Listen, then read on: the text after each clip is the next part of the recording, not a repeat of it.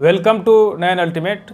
तो जैसा कि पिछला क्लास में मैंने आप लोगों को महाजनपद ख़त्म करा दिया था, तो आपने देखा था भारत में 16 महाजनपद था, जिसकी जानकारी हमें बौद्ध धर्म के अंगुत्तर निकाय और महावस्तु से मिलती है और जैन धर्म की पुस्तक भगवती सूत्र से मिला करती है। तो जो लोग पिछला लेक्चर महायान वाली नहीं देखी है वो लोग उसको देख सकते हैं। तो आज यहाँ पे मैं मगध साम्राज्य शुरू करने आया हूँ। तो मगध साम्राज्य जो था उस समय 16 महाजनपदों में जो दौर चल रहा था उसमें सर्वाधिक विकसित हो गया था अपने आप में। तो मगध साम्राज्य का जो संस्थापक वैसे कहा जाता है महाकाव्यों के अनुसार बृहद्रथ था, महाकाव्यों के अनुसार, लेकिन वास्तविक संस्थापक हर्यक वंश का जो था वो बिंबिसार था, जो कि हर्यक वंश का भी संस्थापक था। तो बिंबिसार ने किया था और बिंबिसार ने 544 ईसा पूर्व से लेकर 492 ईसा पूर्व तक शासन किया था। फिर बिंबिसार का पुत्र अजातशत्रु आते हैं। अजातशत्रु भी 492 ईसा पूर्व से लेके 460 ईसा पूर्व तक शासन करते हैं। फिर उसके बाद उदयन आते हैं। अजातशत्रु ने अपने पिता बिंबिसार की हत्या कर देता है और उसी तरह से अजातशत्रु की भी हत्या उसके पुत्र उदयन करता है।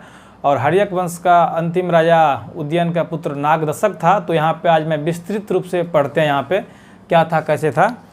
तो जैसा कि आपने उस दिन पढ़ा था, भारत में 16 महाजनपद था उस समय। छठी शताब्दी में महाजनपदों का जो दौर था, छठी शताब्दी में महाजनपदों का जो दौर था जिसमें मगध सर्वाधिक शक्तिशाली हो गया था। मगध जो था वो सर्वाधिक शक्तिशाली महाजनपद था। और मगध के यदि महाकाव्यों के अनुसार संस्थापक बृहद्रथ था और बृहद्रथ का ही पुत्र था जरासंध। जरासंध इसका पुत्र था बृहद्रथ का। और महाकाव्यों के अनुसार चूंकि ये था, लेकिन वास्तविक संस्थापक मगध का जो था वो बिंबिसार को माना जाता है। तो मगध में यहाँ पे एक हर्यक वंश सबसे पहला वंश है, जिसमें हम लोग हर्यक वंश के बारे में आज विस्तृत चर्चा करेंगे। हर्यक वंश में जो भी राजा हुए थे, बिंबिसार, अजातशत्रु, उदयन, उसके बारे में डिटेल से हम लोग यहाँ पे अभी पढ़ते हैं। तो हर्यक वंश का जो था कुल मिला के 4 राजा हर्यक वंश में था। बिंबिसार जिसका जो कि 544 ईसा पूर्व से लेके 492 ईसा पूर्व था बिंबिसार। और बिंबिसार को मगध का वास्तविक संस्थापक कहा गया। वास्तविक संस्थापक यही था, वास्तविक संस्थापक वास्तविक था। पहले आप लोग लिख लो, फिर मैं एक बार और समझा दूंगा। और इसके बाद बिंबिसार जब शासन करते थे 52 सालों तक शासन करते। फिर इसके बाद उसका पुत्र आते हैं अजातशत्रु, जो कि कार्यकाल लिख ले 492 ईसा पूर्व से लेकर 460 ईस्वी तक ये रहता है। फिर अजातशत्रु आते हैं। अजातशत्रु की भी हत्या उसके पुत्र उदयन कर देता है। उदयन अजातशत्रु की हत्या कर, जिस तरह से एग्जाम में क्वेश्चन आ सकता है कि अजातशत्रु ने ऐसा कौन सा शासक था जिन्होंने अपने पिता की हत्या की और खुद अपने पुत्र के द्वारा मारा गया, तो अजातशत्रु होगा, जो कि हर्यक वंश में था। और हर्यक वंश को पितृहंता वंश भी कहते हैं, क्योंकि उसमें पिता की हत्या करने की जो परंपरा मतलब ये लोग चला रहे थे वो चला था वहाँ पे थोड़ा सा। इसके बाद फिर उदयन आते हैं। उदयन का जो कार्यकाल था वो 460 ईसा पूर्व से 444 ईसा पूर्व तक। और फिर अंतिम राजा नागदशक होता है, जो 444 से लेकर 412 ईसा पूर्व तक रहा था। यानी कि हर्यक वंश के यदि कार्यकाल की टोटल कार्यकाल देखा जाए तो 544 ईसा पूर्व टू 544 ईसा पूर्व से 412 ईसा पूर्व तक। अब हम लोग थोड़ा सा बिंबिसार के बारे में यहाँ पे पढ़ते हैं। बिंबिसार जो कि 544 ईस्वी में मगध साम्राज्य की गद्दी पे बैठा और 492 ईस्वी तक रहा था और मगध का वास्तविक संस्थापक कहा गया। एग्जाम में आ सकता है कि मगध साम्राज्य का जो था, एग्जाम में क्वेश्चन इस तरह से क्वेश्चन आ सकता है आपको कि मगध जो साम्राज्य था उसका वास्तविक संस्थापक कौन था, तो बिंबिसार हो जाएगा। और बिंबिसार को श्रेणिक भी कहा गया है। श्रेणिक जैन धर्म, जिसका अर्थ होता है सेना रखने वाला, यानी कि जिसके पास सेना रखने का जो काम, जैन धर्म के अनुसार बिंबिसार को श्रेणिक कहा गया है। और बिंबिसार ने 52 सालों तक मगध पे शासन किया बौद्ध ग्रंथों के अनुसार, और 15 वर्ष की आयु में मगध साम्राज्य की बागडोर को संभाला था बिंबिसार। और ये बुद्ध के समकालीन था। किसके समकालीन थे? बुद्ध के समकालीन। मैं यहाँ पे लिख देता हूँ, बिंबिसार जो था वो बुद्ध के समकालीन थे।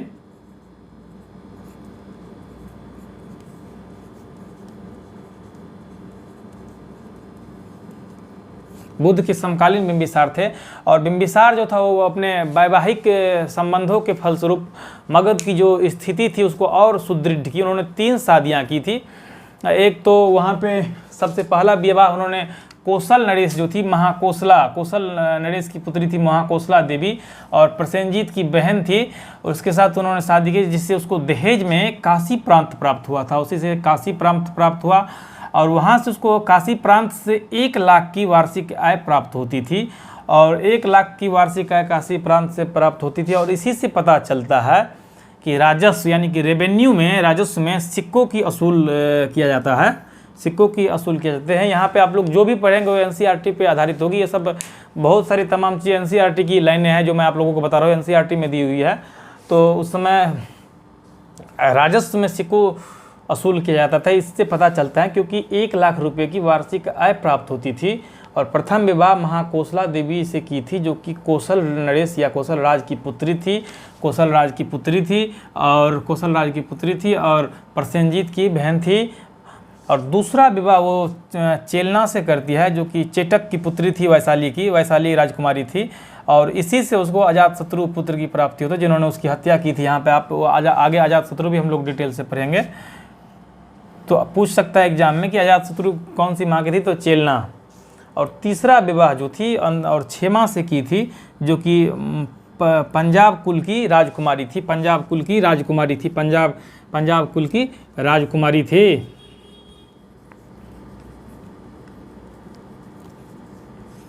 तो आपने देखा कि किस तरीके से बिंबिसार ने वैवाहिक संबंधों के द्वारा मगध साम्राज्य जो था उसकी स्थिति को मजबूत और सुदृढ़ कर लिया, ताकि मगध साम्राज्य जो था चारों ओर से मजबूत हो जाए। और एक बार की बात है, उसका जो था अवंती के राजा चंद्रप्रद्युत से उन्होंने युद्ध किया था। एक बार अवंती के राजा चंद्रप्रद्युत के साथ युद्ध हुआ था। फिर बाद में जो था बिंबिसार और चंद्रप्रद्युत दोस्त बन जाते हैं। बाद में बिंबिसार से दोस्ती हो जाती है इसकी। बिंबिसार से बाद में इसकी दोस्ती हो जाती है। और जब वो पीलिया रोग से ग्रसित होते हैं, यानी कि पांडु रोग भी कई जगहों पे लिखा रहता है, पीलिया को बहुत जगह पांडु रोग भी कहते हैं। तो पांडु रोग से जब चंद्रप्रद्युत ग्रसित होते हैं तो राजवैद्य जीवक था, जो कि राजवैद्य था, आप लिख ले जीवक कौन था। तो उस समय उसके दरबार में राजवैद्य का काम करता था, तो उसको भेजता है उसकी इलाज के लिए। तो इस तरह से चंद्रप्रद्युत से भी उसकी अवंती के राजा से दोस्ती हो जाती है। एग्जाम भी बहुत इंपॉर्टेंट है। अवंती के राजा एक बार पूछा था किसी पीसीएस एग्जाम में, तो चंद्रप्रद्युत था। प्रद्युत भी लिखा रहता है कहीं कहीं। और बिंबिसार ऐसा शासक था जो कि अंगराज को मगध में मिला लिया। ऐसा क्वेश्चन आ सकता था, ऐसा कौन सा शासक था जिन्होंने अंगराज को मगध में मिलाया? तो बिंबिसार था ऐसा, जिन्होंने अंगराजा ब्रह्मदत्त था, जिसकी हत्या करता है और उसके बाद फिर अंगराज को मगध में मिला देता है। अंगराज को मगध में मिला दिया। तो ये क्वेश्चन बहुत ही इंपॉर्टेंट है कि अंगराज को मगध में मिलाने वाला राजा कौन था? तो बिंबिसार ही होगा, जिन्होंने अंगराज को मगध में मिलाया। और अंत में अजातशत्रु की हत्या उसके पुत्र अंत में उसकी क्या नाम है, बिंबिसार की हत्या उसके पुत्र अजातशत्रु करता है और खुद गद्दी पे आता है। तो आपने देखा यहाँ पे बिंबिसार का टोटल अभी आप लोगों ने देखा। एक बार मैं और आप लोगों को रिकॉल करा देता हूँ। 6ठी शताब्दी ईसा पूर्व में महाजनपदों का जब दौर चल रहा था, तो उस दौर में मगध सर्वाधिक शक्तिशाली बना। महाकाव्यों के अनुसार मगध वंश का संस्थापक वृद्रथ था और उसी का पुत्र जरासंध था। और उसमें जब वास्तविक संस्थापक यदि बात किया जाए मगध का, तो वास्तविक संस्थापक मगध का बिंबिसार था। और हर्यक वंश आते हैं, मगध का प्रथम वंश है, जिसका जो कि 544 ईसा पूर्व से लेकर 412 ईसा पूर्व तक था। और हर्यक वंश में कुल मिला के हर्यक वंश के पहले राजा बिंबिसार था, जो कि 544 ईसा पूर्व से लेकर 492 ईसा पूर्व तक था और मगध का वास्तविक संस्थापक कहा गया है। फिर इसके बाद उसकी हत्या उसके पुत्र अजातशत्रु करता है और अजातशत्रु 492 ईसा पूर्व से लेकर 460 ईसा पूर्व तक रहता है। उसके बाद फिर उद्यन आता है, जो कि 460 ईसा पूर्व से लेकर 444 ईसा पूर्व तक। इसके बाद फिर नाग दशक आता है जो कि 444 ईसा पूर्व से 412 ईसा पूर्व तक। इसके बाद फिर मगध का वास्तविक संस्थापक बिंबिसार को कहा जाता है। उसे जैन धर्म में श्रेणिक कहा गया है। श्रेणिक का तात्पर्य होता है सेना रखने वाला। और बिंबिसार 52 सालों तक मगध पे शासन किया जैन ग्रंथों के अनुसार, और 15 वर्ष की आयु में मगध साम्राज्य की बागडोर को संभाला। और वैवाहिक संबंधों के फलस्वरूप उन्होंने 3 शादियाँ करी थी। इसके फलस्वरूप मगध को मजबूत किया। और बिंबिसार ने पहला शासक था जिन्होंने अंगराज को मगध में मिलाया, जो कि उस समय महाजनपद, यदि आप नहीं पढ़े होंगे तो महाजनपदों का जो पिछला वाला वीडियो आप देख सकते हैं, तो महाजनपदों में बताया था मैंने कि अंग की राजधानी उस समय चंपा थी। ये भी बहुत इंपॉर्टेंट है। तो बिंबिसार ने अंगराज को मगध में मिला दिया था उस टाइम पे, जो कि बहुत ही इम्पोर्टेंट है। और बिंबिसार ने 3 शादियाँ करी थी, और जिसके फलस्वरूप मगध की स्थिति और ज़्यादा मजबूत हो गई थी। कौशल नरेश महाकोसला से शादी करी थी। कौशल नरेश की जो मध्य देश की राजकुमारी क्षेमा से और चेटक की पुत्री चेलना से करी थी। और इसके बाद अंत में बिंबिसार की हत्या उसके पुत्र अजातशत्रु करता है। तो आप लोग उसको जल्दी से लिख लें। इसके बाद मैं अभी अजातशत्रु जस्ट आप लोगों को बता रहा हूँ, जल्दी लिख ले।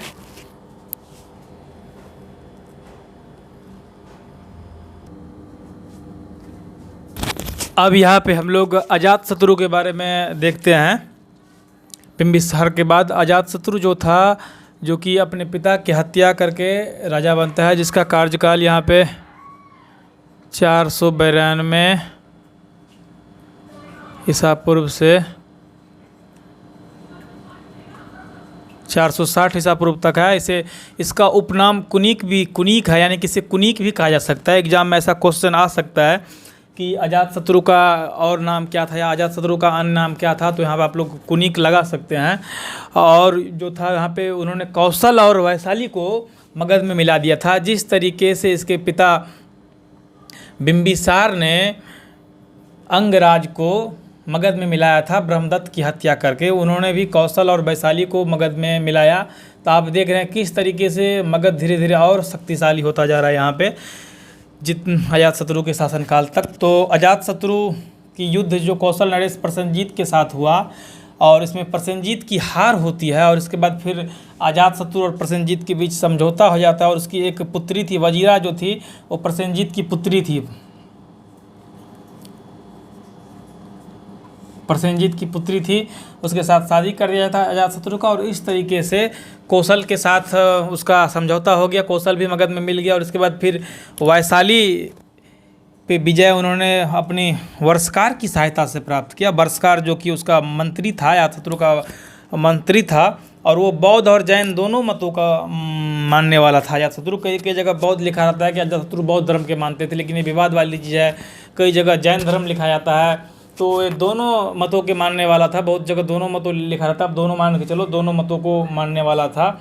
और उन्होंने उस समय अवंती जो था वो मगध को टक्कर देने वाला सर्वाधिक वो राज्य था अवंती।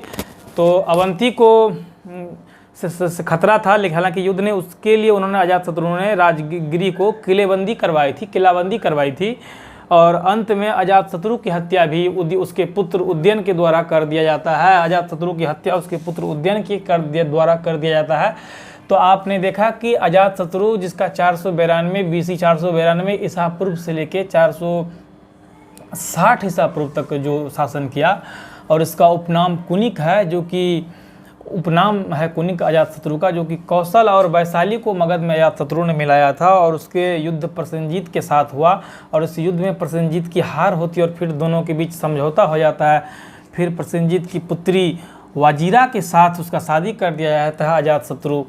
और फिर उसकी वैशाली पे भी वो अपने मंत्री वर्षकार की सहायता से जीत प्राप्त करता है। और वर्षकार जो था उसका मंत्री था, और बौद्ध और जैन दोनों मतों को मानने वाला था। और राजगिरी में की किलेबंदी करवाई थी उन्होंने। अवंती से उस समय खतरा था, अवंती से खतरे के कारण। और उसकी हत्या जो था, उसकी हत्या उदयन ने इसका हत्या कर दिया। और उसके बाद खुद गद्दी पे बैठ जाता उदयन, जो कि उसके पुत्र था। अजातशत्रु ने भी अपने पिता की हत्या किया था। और अजातशत्रु के समय में ही बहुत ही इंपॉर्टेंट ये पॉइंट है, जो कि मैंने बौद्ध में आप लोगों को बताया था। जो लोग बौद्ध धर्म नहीं देखे हैं वो लोग देख सकते हैं। अजातशत्रु के समय में ही बौद्ध धर्म की प्रथम संगति हुई थी अजातशत्रु के समय में। बौद्ध आप लोग देख सकते हो, उन्होंने नहीं देखा है वो। और इसके बाद उसके पुत्र उदयन आता है जो कि 460 BC टू 444 BC रहता है, उदयन आता है। और उदयन ने सबसे महत्वपूर्ण काम ये किया था कि गंगा और सोन नदियों के संगम पे, गंगा और सोन नदियों का जो संगम था उस पे उन्होंने पाटलिपुत्र नगर की स्थापना की, जिसे कुसुमपुर भी कहा जाता है, पाटलिपुत्र का अन्य नाम है। और बाद में इसी पाटलिपुत्र को उन्होंने मगध की राजधानी बनाया था। तो बहुत ही इम्पोर्टेंट पॉइंट है, जो राजगिरी से पाटलिपुत्र राजधानी चेंज किया था। तो एग्जाम में ऐसा क्वेश्चन आ सकता है कि वैसा कौन सा शासक था जिन्होंने पहली बार राजधानी परिवर्तन किया था, यानी कि मगध से राजधानी पाटलिपुत्र लाया था। तो उदयन हो जाएगा, जो कि अजातशत्रु का पुत्र था। बहुत ही इंपॉर्टेंट पॉइंट है कि वैसा कौन सा शासक था जिन्होंने राजधानी पाटलिपुत्र लाया था चेंज करके राजगिरी से। तो हो जाएगा आपका उदयन हो जाएगा। बहुत ही इंपॉर्टेंट है उदयन, इन्होंने राजधानी चेंज किया था। और फिर उदयन की हत्या भी उसका पुत्र, उदयन की हत्या उसका पुत्र नहीं करता, ये इंपॉर्टेंट है। उस किसी ने दूसरी राजधानी में किसी ने छुरा घोंप दिया और उसकी हत्या कर दी जाती है उदयन की। तो ये इंपॉर्टेंट पॉइंट है। कई सारे लोगों के मन में एक ख्याल आता है या कई सारे लोग ऐसे प्रश्न करते हैं कि क्या फिर उदयन के साथ क्या हुआ। जिस तरीके से बिंबिसार की हत्या उसके पुत्र अजातशत्रु ने किया, अजातशत्रु की हत्या उसके पुत्र उदयन ने किया, तो लोग फिर पूछते उदयन की भी हत्या क्या उसके पुत्र ने किया था। नहीं, ऐसा बिल्कुल नहीं था। अजातशत्रु उदयन की हत्या उसके पुत्र ने नहीं किया था।